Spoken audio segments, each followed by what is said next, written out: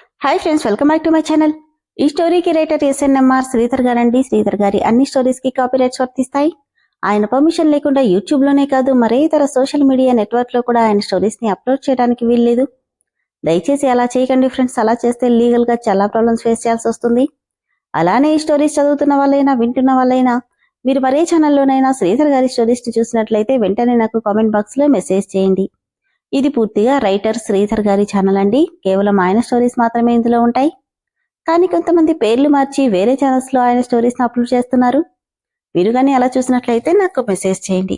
ఇక లేట్ చేయకుండా వీడియోలోకి వెళ్ళిపోదాం. ఎస్ఎన్ఎంఆర్ శ్రీధర్ గారు రాసినటువంటి మనోభిరాముడు 85వ భాగం.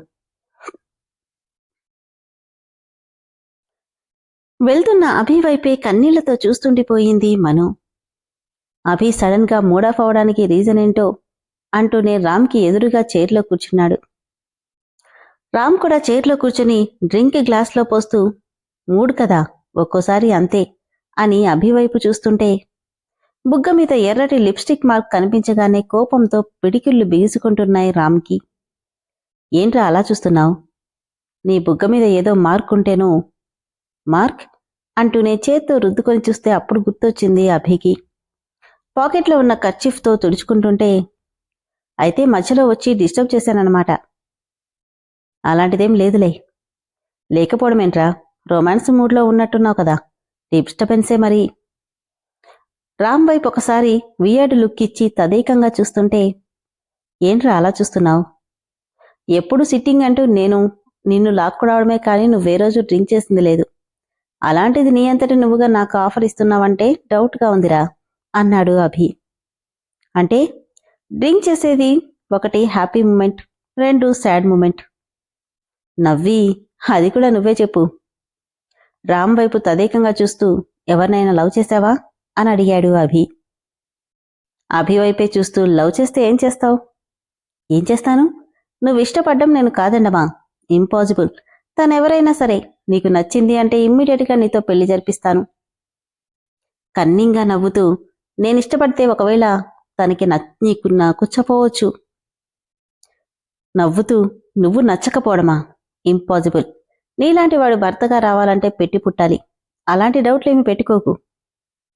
కానీ ఈ కాలంలో అమ్మాయిలకి రాముడు కంటే రాక్షసులే బాగా నచ్చుతున్నారా? అది మాత్రమే నిజమే. దానికి పర్ఫెక్ట్ ఎగ్జాంపుల్ నేనేనేమో, ఏమంటావు అన్నాడు అభి. అంటే అదేరా, రోజుకో అమ్మాయితే తిరిగే నాకు మను లాంటి అమ్మాయి భార్యగా రావడం ఇట్స్ ఏ వండర్. కోపంగా అది నిజమేలే. ఇప్పుడైనా అమ్మాయి ఎవరో చెప్తావా? చెప్పడం కాదు, డైరెక్ట్గా చూపిస్తా. అప్పుడు నువ్వే దగ్గరుండి నా పెళ్లి చెయ్యాలి. చెయ్యకపోతే ఒప్పుకోను. నీ పెళ్లి నేను కాక ఇంకెవరు చేస్తారా ఇడియట్? నా చేతుల మీదగానే నీ పెళ్లి జరుగుతుంది. Don't worry. సర్కాస్టింగ్గా నవ్వుకొని హ్యావ్ ఇట్ అంటూ అభిరామ్ ముందు గ్లాస్ పెట్టాడు. దాని వైపు ఒకసారి చూసి నా గ్లాస్ అది కాదు. ఏంటి? నవ్వుతూ పక్కనే ఉన్న సోడాలో లెమన్ పిండుకొని చియర్స్ అంటుంటే అదేంట్రా లెమన్ వాటర్ తాగుతున్నావు? మీ వదిలికి డ్రింక్ చేయనని మాటిచ్చాను. నువ్వు మూడాఫ్ అంటే నీకు కంపెనీ ఇద్దామని వచ్చాను, కానీ డ్రింక్ చేయడానికి కాదు అనగానే కోపంగా అంత మాత్రానికే రావడం ఎందుకో? ఎందుకంటే నా చిట్టి తమ్ముడు మనసు బాలేదు కాబట్టి. నువ్వు కానివ్వు. గ్లాసు పక్కన పెట్టేస్తూ నాకేం అక్కర్లేదులే.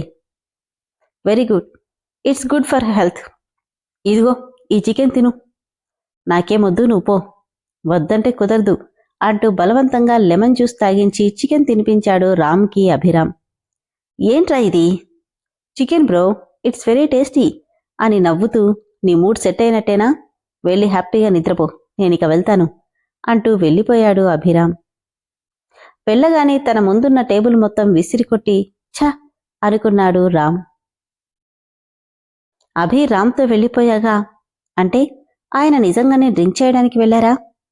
మరి 6 నెలలు తాగనని చెప్పారు కదా, అదంతా అబద్ధమేనా అనుకుంటుంటే దాదాపు గంట గడుస్తున్న అభి రాకపోవడంతో ఈయన ఇక మారరు అనుకుంటూ ఏడ్చుకుంటూ సోఫాలో అటువైపు తిరిగి పడుకుంది మను. దాదాపు గంట తర్వాత తిరిగొచ్చిన అభికి సౌండ్ రాకుండా వెక్కిళ్లు పెడుతూ సోఫాలో ఉన్న మనుని చూసి నవ్వుకొని మొబైల్ టేబుల్ మీద పెడుతుంటే తను వేసుకున్న వైట్ కుర్తాలో నుండి గుండెల మీద అంటుకున్న మల్లె మొగ్గలు కనిపించడంతో దగ్గరికెళ్ళి మిర్రర్లో చూసుకుంటూ వాటిని చేతిలోకి తీసుకుని ఇవెలా వచ్చాయి అనుకున్నాడు.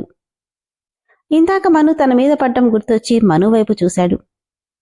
తన తల్లో తోపులాటలో నలిగిన పువ్వులు కనిపించగానే నవ్వుకొని కుర్తా తీసి హ్యాంగర్ మీద వేసి, ఎవరో 6 నెలల పాటు బెడ్ మీద నా పక్కనే నిద్రపోతానన్నారు అన్నాడు మనుకి వినపడాలని.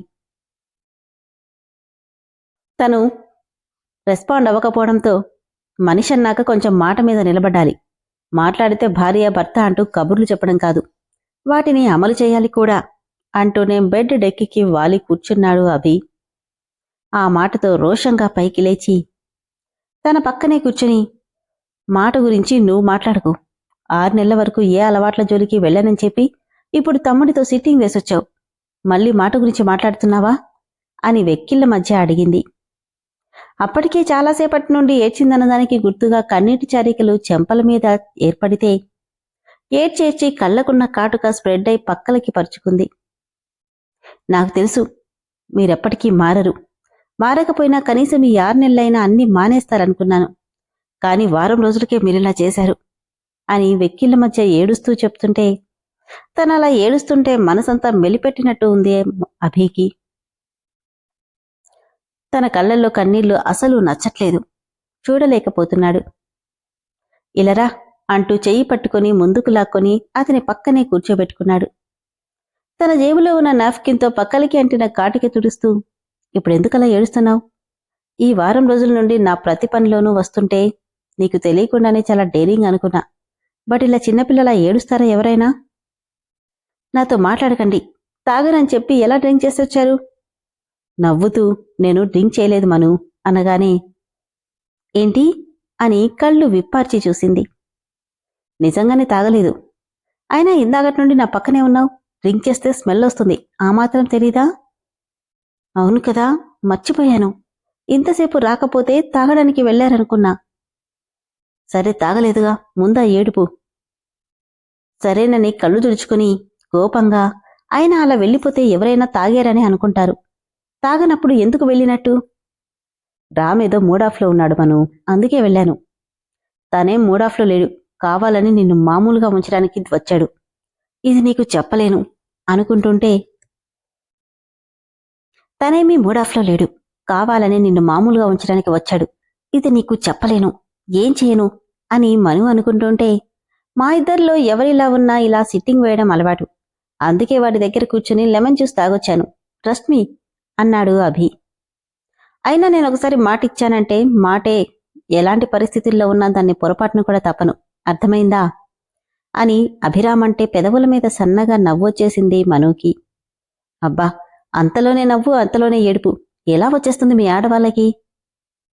నవ్వుతూ, ఏడుపు మా ఆడవాళ్ల బ్రహ్మాస్త్రం తెలుసా అంటున్న మనుకి అభి భుజం మీద ఇంకా వాడని ఘాట్లు కనిపించాయి. అరే, ఈ గాయాలేంటి అంటూ వాటిని చేత్తో తాకపోతూ ఆగిపోయింది. తన వైపు ఒక వియర్డ్ లుక్ ఇచ్చి, పెట్టాల్సిన ఘాట్లన్నీ పెట్టి ఇప్పుడేమీ తెలియనట్టు ఎంత బాగా అడుగుతున్నావో, బాగా చూడు, నీ చేత్తో నువ్వు పెట్టిన ఘాట్లే అని అభిరామ్ కినుకుగా అంటుంటే, నేనెప్పుడు పెట్టాను అని అర్థం కాక అడిగింది. ఎప్పుడా? 15 days బ్యాక్ నన్ను నోటుకొచ్చినట్టు తిడుతుంటే నీ నోరు ఆపానని ఇదిగో 2 వైపులా ఇలా గిఫ్ట్ ఇచ్చావు. అప్పుడు గుర్తొచ్చింది మనుకి. అభి గురించి తెలిసిన రోజు బాధని తట్టుకోలేక ఇష్టం వచ్చినట్లు మాట్లాడుతుంటే తనని కంట్రోల్ చేయడానికి ఏం చేశాడో, కావాలని చేశాడో తెలీదు కానీ మొట్టమొదటిగా భర్త నుండి ప్రేమగా అందుకోవాల్సిన ముద్దు బలవంతంగా అతి రాక్షసంగా అందుకుంది. దాని నుండి ఎలా తప్పించుకోవాలో తెలియక భుజాల మీద గట్టిగా రక్తం వచ్చేలా రక్కేసింది. హలో మేడం, గుర్తొచ్చిందా? ఆ అంటూ తేరుకుంటే, తమరు పెట్టిన ఘాట్లకు ఇంజెక్షన్ చేయించుకోవాల్సి వచ్చింది తెలుసా? అలా చేస్తే ఇలానే చేస్తారెవరైనా అంటూ కిందకి దిగి సెల్ఫ్లో ఆయింట్మెంట్ అప్లై చేస్తుంటే, ఎవ్వరైనా కాదు, నువ్వు మాత్రమే ఇలా చేశావు అంటూనే చెయ్యి పక్కకి తీసేశాడు. ఇంకా తెగ్గలేదు అంటూనే నెమ్మదిగా ఆయింట్మెంట్ అప్లై చేస్తూ తన వైపు ఓరగా చూస్తుంది. బలవంతంగా తీసుకుంది ఏదైనా సుఖాన్నిస్తుందేమో కానీ మనస్ఫూర్తిగా ఆ సుఖాన్ని అనుభవించనివ్వదు అని మను అంటే ఆ మాట అభికి ఎక్కడో తగిలింది. దాంతో కోపంగా, హలో, నేను అమ్మాయిలతో తిరుగుతానేమో గాని వాళ్ళని బలవంతంగా ఎవరిని సొంతం చేసుకోలేదు. అది గుర్తుపెట్టుకో. ఇప్పుడెందుకు అంత కోపం? నేనేమన్నానని? అయినా నీకు నా చేతి ఘాట్లు కనిపిస్తున్నాయి, కానీ ఆ రోజు నువ్వెంత వైలెంట్గా ఉన్నావో నీకు అర్థం కావట్లేదు. నాతో వ్యవహారం అలానే ఉంటుంది. పర్టికులర్గా ఆ టైంలో నా బిహేవియర్ చాలా హార్డ్గా ఉంటుంది. చిన్న ముద్దుకే తట్టుకోలేకపోయానంటున్నావు, ఇక నన్ను జీవితాంతం ఎలా భరించగలుగుతావు? అందుకే చెప్తున్నా, ఇప్పటికైనా మించిపోయింది లేదు. హ్యాపీగా వెళ్ళిపో. చెప్పడం అయిందా? నాకు నిద్రొస్తుంది. నేనింత సీరియస్గా చెప్తుంటే నీకు తమాషాగా ఉందామను? కానివ్వు. ఈ 6 నెలలు గడిస్తే నీకు నువ్వుగా నా దగ్గరికి వస్తానన్నావుగా, అప్పుడు తెలుస్తుంది నేనేంటో. అతని వైపు ఒకసారి చూసి నవ్వుతూ వెళ్లి బెడ్కి ఒక చివర్లో పడుకుంటే, నాకే పనైనా సగంలో ఆపే అలవాట్లేదు. దాన్ని కంప్లీట్ చేసేదాకా వదలను. మరి క్లియర్ చేద్దామా అని అడిగాడు అభిరామ్. అర్థం కాక వెనక్కి తిరిగింది. మోచేతి మీద పడుకుంటూ, నేను వెళ్లే ముందు మనమేం చేస్తున్నామో మర్చిపోయావా? ఏం చేస్తున్నాం అని ఆలోచించగానే, నవ్వుని కొని, ఇందాక మన మధ్య ఏదో జరిగింది మర్చిపోయావా అన్నాడు. తను అభి మీద పడడం, తన నడుం చుట్టూ వేసిన అభి చేతి స్పర్శ గుర్తొస్తుంటే బుగ్గలు సిగ్గుతో కెంపులుగా మారిపోతున్నాయి మనుకి. అటువైపు తిరిగి, నాకేం గుర్తులేదు అని కళ్ళు మూసుకుంటే, నేను గుర్తు చేయనా అని నెమ్మదిగా దగ్గరికొస్తున్నాడు అభిరామ్. భయంతో ఒళ్లంతా షివరవుతుంటే, అతి దగ్గరగా వస్తున్న పర్ఫ్యూమ్ స్మెల్కి గట్టిగా కళ్ళు మూసుకుంది మను. ఆమె మీద చేయి వేయడానికి తీసుకొచ్చినవాడు కాస్త నవ్వుకుని అటువైపు తిరిగి పడుకున్నాడు. ఎంతకీ అభి స్పర్శ తెలియకపోవడంతో నెమ్మదిగా పక్కకు తిరిగిన మనుకి బెడ్ ఎడ్జ్లో అటువైపు తిరిగి కనిపించాడు అభి. ఆ కాస్త దానికి ఆమెలో అంబరాన్నంటుతున్న ఆనందం. నాకు తెలుసు అభి, నాకిష్టం లేకుండా నా చిటికిన వేలిని కూడా నువ్వు తాకవు. అందుకే నిన్ను మార్చగలననే నమ్మకం రోజురోజుకి నాకు పెరుగుతుందే తప్ప తగ్గట్లేదు అనుకుని ప్రశాంతంగా పడుకుంది మను. మరోవైపు హైదరాబాద్లో ఎక్కడా జాబ్ రావట్లేదు. ఇప్పుడేం చేయాలి అనుకుంటూ సోఫాలో వెనక్కి వాలి ఆలోచిస్తుంది యశస్విని. టీవీలో వినపడుతున్న న్యూస్కి తలెత్తి చూసిందామె. సిటీలో నెంబర్ 1 కంపెనీగా వెలుగొందుతున్న కంపెనీ ఎండీ అక్రమాస్తుల కేసులో అరెస్ట్ అయ్యారని వినిపిస్తుంటే వాల్యూమ్ పెంచి వింటుంది. ఇతను నిన్న నేను కొట్టినతను కదా, అరెస్ట్ చేశారా అనుకుంటూ ఆశ్చర్యంగా చూస్తుంది యశు. న్యూస్లో అతను చేసే ఇల్లీగల్ బిజినెస్ల గురించి నాన్ స్టాప్గా చూపిస్తున్నారు. బాగా అయింది ఎదవకు. నాకైతే వాణ్ణి చంపేయాలనిపించింది. ఆ ఛాన్స్ మిస్ అయినా ఇలా ఇరుక్కున్నాడని తిట్టుకుంటుంటే అప్పుడే మను నుండి ఫోన్ చేస్తుంది. హలో అక్క, ఎలా ఉన్నావు యశు? బాగున్నానక్క, నువ్వెలా ఉన్నావు? బాగున్నాను అంటూ అందరి గురించి అడిగిన తర్వాత, జాబ్ కోసం ట్రై చేస్తున్నావట, ఏమైంది? ఏమవుతుంది? జాబ్ అంటే అంత తేలిగ్గా వస్తుందా? ట్రై చేస్తున్నా అని మనసులో బాధ కడపడనివ్వకుండా మాట్లాడుతుంటే ఇంతలో అక్కడికొచ్చింది శారద. ఎవరే ఫోన్లో? అక్కమ్మా. ఏది ఇలా ఇవ్వు అని ఫోన్ తీసుకుంది. అమ్మా మను, ఎలా ఉన్నావమ్మా? బాగున్నానమ్మా, మీరంతా ఎలా ఉన్నారు? బాగున్నాంలే, కానీ నీ సంగతి చెప్పు. ఏం చెప్పాలమ్మా?